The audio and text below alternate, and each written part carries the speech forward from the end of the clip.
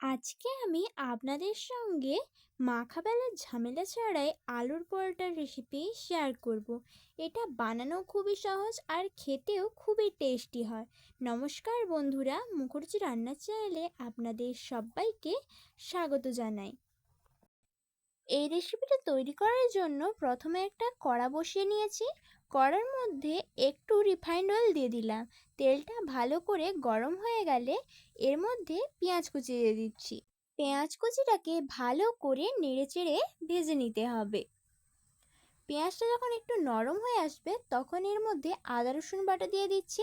আদা রসুন বাটাটা দিয়েও পেঁয়াজের সঙ্গে ভালো করে নেড়েচেড়ে মিশিয়ে নিতে হবে। যতক্ষণ না আদা রসুনের কাঁচা গন্ধটা চলে যাচ্ছে ততক্ষণ এইভাবে পেঁয়াজের সঙ্গে নাড়িয়ে চাড়িয়ে ভেজে নেওয়ার পর এর মধ্যে টমেটো কুচি দিয়ে দিচ্ছি। টমেটোর কুচিটাকেও ভালো করে নেড়েচেড়ে পেঁয়াজের সঙ্গে মিশিয়ে নেব। আর এই সময় গ্যাসটাকে মিডিয়াম ফ্লেমে রাখতে হবে, তাহলে টমেটোটাও নরম হয়ে যাবে আর পেঁয়াজটাও ভালোভাবে ভাজা হয়ে যাবে।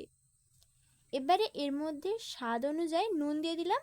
নুনটাকে সব কিছুর সঙ্গে ভালো করে মিশিয়ে নিচ্ছি। নুনটা দিলে তাড়াতাড়ি ভাজা হয়ে যায়। দেখুন, পেঁয়াজটা যখন এইভাবে ভাজা হয়ে যাবে তখন এর মধ্যে 1 চামচ হলুদ গুঁড়ো দিয়ে দিচ্ছি। হলুদ গুঁড়োটাকেও সব কিছুর সঙ্গে ভালো করে মিশিয়ে নিলাম। তারপরে কাঁচা লঙ্কা কুচি দিয়ে দিচ্ছি। আপনারা ঝালের পরিমাণটা একটু বুঝে দিবেন। আমি এখানে 3টা কাঁচা লঙ্কা কুচি দিয়েছি। কাঁচা লঙ্কা কুচিটাকে ভালো করে নাড়িয়ে চাড়িয়ে মিশিয়ে নেওয়ার পর এর মধ্যে 1 চামচ ধনে গুঁড়ো আর 1 চামচ জিরে গুঁড়ো দিয়ে দিলাম। এই শুকনো মশলাগুলোকে পেঁয়াজের সঙ্গে ভালো করে নেড়ে চেড়ে মিশিয়ে নেওয়ার পর একটু জল দিয়ে দিলাম। জলটা দিয়ে ভালো করে মশলাটাকে ভেজে নেব। আর গ্যাসটাকে মিডিয়াম ফ্লেমে রাখতে হবে, হাই ফ্লেমে রাখলে মশলাটা চুঁয়ে যেতে পারে। দেখুন, মশলার মধ্যে থেকে তেল ছেড়ে দিয়েছে। এবারে এর মধ্যে সেদ্ধ করে রাখা আলুটাকে দিয়ে দিচ্ছি।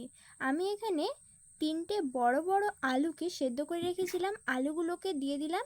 এবারে একটা ম্যাশারের সাহায্যে আলুগুলোকে ভালো করে ম্যাশ করে নিচ্ছি, যাতে আলুর মধ্যে কোনো ঢিলা ঢিলা ভাব না থাকে। দেখুন, ভালো করে ম্যাশ করা হয়ে গিয়েছে। এবারে ম্যাশারটা সরিয়ে স্প্যাচুলার সাহায্যে ভালো করে মশলার সঙ্গে আলুটাকে মিশিয়ে নিতে হবে।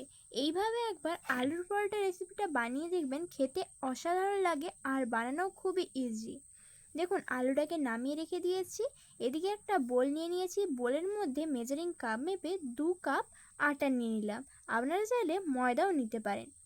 এবারে আটার মধ্যে স্বাদ অনুযায়ী নুন আর একটা ডিম দিয়ে দিচ্ছি। ডিমটা দিলে এটা কড়ার মধ্যে থেকে তাড়াতাড়ি উঠে। এবারে এর মধ্যে 1 চামচ মতন তেল দিয়ে দিচ্ছি। এবারে সব কিছুকে ভালো করে মিশিয়ে নেব। তার আগে 1 কাপ জল দিয়ে দিচ্ছি। যেই মেজারিং কাপ মেপে 2 কাপ আটা নিয়েছিলাম সেই মেজারিং কাপ মেপে 1 কাপ জল দিলাম। জলটা দিয়ে হ্যান্ড উইচের সাহায্যে ভালো করে মিশিয়ে নিতে হবে। তারপরে আরও 1 কাপ মতন দিয়ে দিচ্ছি। জলটা অল্প অল্প করে দিয়ে দিতে হবে, না হলে জলটা বেশি হয়ে যেতে পারে। জলটা দিয়ে হ্যান্ড উইচের সাহায্যে আবারও ভালো করে মিশিয়ে নেওয়ার পর ওই আলুটাকে দিয়ে দিচ্ছি। আলুটাকে দিয়ে হ্যান্ড উইচের সাহায্যে আবারও ভালো করে মিশিয়ে নেব। দেখুন, ব্যাটারটা তৈরি হয়ে গিয়েছে। ব্যাটারটার ঘনত্ব এরকম হবে। এবারে একটা প্যানি বসিয়ে তার মধ্যে একটু তেল ব্রাশ করে দিচ্ছি।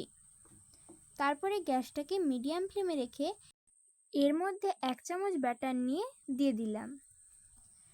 আরও একটু ব্যাটার দিয়ে দিচ্ছি। তারপরে গোল করে দিচ্ছি রুটির মতন। উপরটা যখন এইভাবে একটু শুকিয়ে যাবে তখন স্প্যাচুলার সাহায্যে খুব আস্তে করে উল্টে নিতে হবে, না হলে ছিঁড়ে যেতে পারে। দেখুন, এইভাবে একটু লাল লাল করে ভেজে নিতে হবে। একই রকমভাবে সবগুলো ভেজে নিচ্ছি। সবগুলো ভাজা হয়ে গিয়েছে। আর কত সহজে এই আলুর পরোটা রেসিপিটা তৈরি হয়ে গেল। এই রেসিপিটি আপনাদের ভালো লেগে থাকলে লাইক এবং কমেন্ট করার অনুরোধ রইল। আর আমার চ্যানেলে নতুন বন্ধু হয়ে থাকলে চ্যানেলটিকে সাবস্ক্রাইব করে নেবেন। দেখুন, আলুর পরোটাটা কত সুন্দর নরম হয়েছে। এটা আপনারা বাচ্চাদের টিফিনে, ব্রেকফাস্টে বা ডিনারেও বানাতে পারেন। ধন্যবাদ পুরো রেসিপিটা শেষ পর্যন্ত দেখার জন্য।